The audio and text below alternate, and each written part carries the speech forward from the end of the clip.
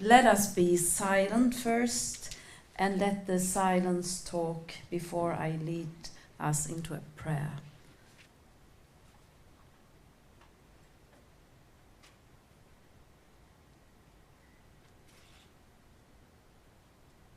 The troubling question being asked today is whether, faced with the same circumstances, the international community would act differently today.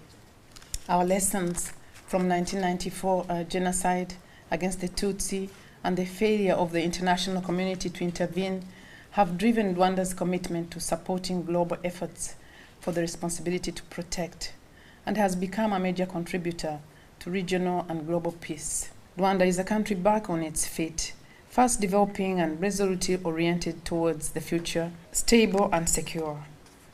We owe this to the resilience of the people of Rwanda, to the visionary leadership under our President, His Excellency Paul Kagame, and our government, and to the many partners and friends who have stood with us all this time.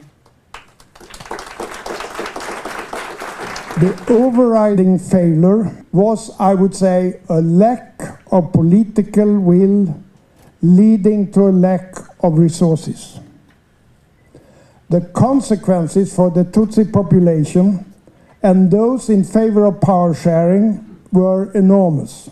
Not to take responsibility is a kind of responsibility for what happened. So each part of the United Nations system must be criticized.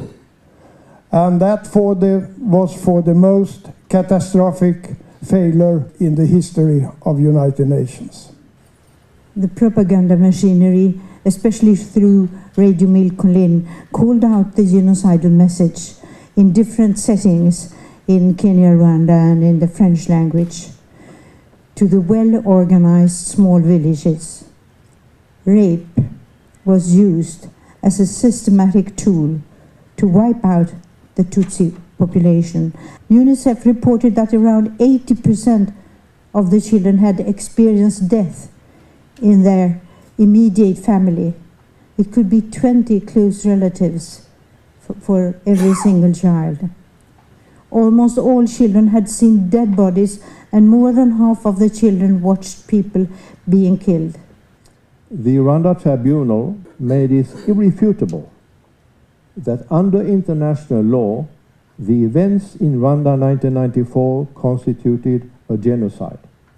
I stand here as a representative of the Rwandan youth that have been raised outside of the country of our roots and understand the importance of wanting to know our own history.